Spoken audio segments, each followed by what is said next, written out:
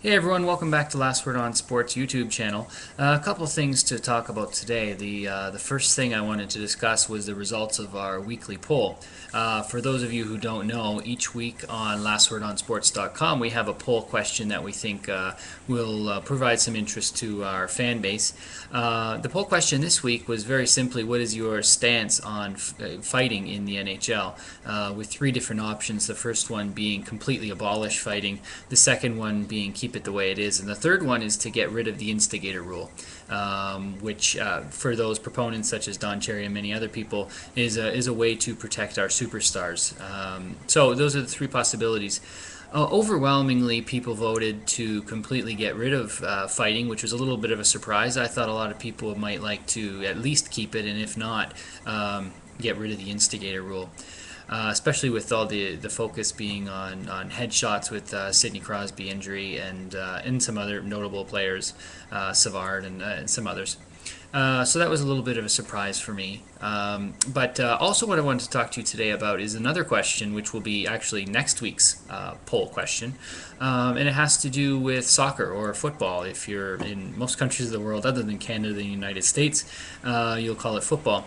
My question is, with football being unarguably the biggest sport in the world, I'm certainly not going out on a limb here and saying that. With it being the biggest sport in the world, why has it not picked up in the United States and Canada the way it has virtually everywhere else on the globe?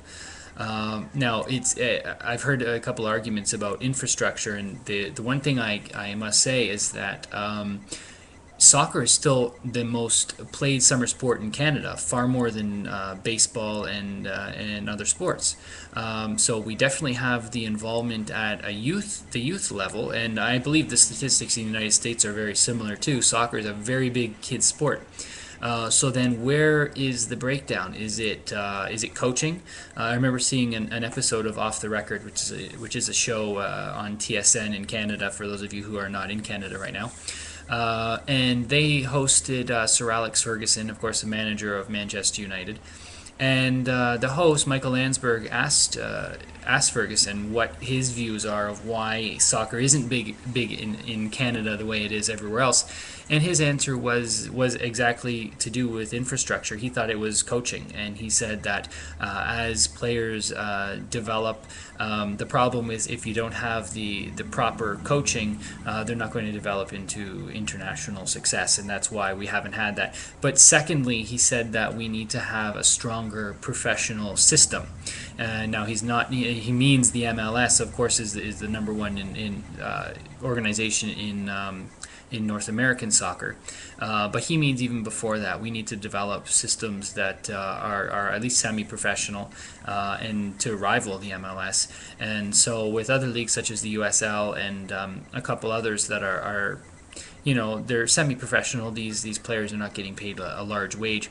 They're never going to attract the overseas players. And my question to you, which is, as I say, the poll question is, will soccer in Canada and the United States ever be to the point where we can start attracting big-name players, other than the $250 million signing of David Beckham, which is few and far between. There have been some other players that have come from Europe to play in the MLS as well, even in Toronto. Tursten Frings and a couple other players have come and gone, but yeah, so that's the poll question for this coming week. I'd be interested in hearing your response, and I will certainly come back and make an update and update you on what everyone thought about that. So again, visit lastwordonsports.com, subscribe to the channel. I plan to make frequent updates on this venue.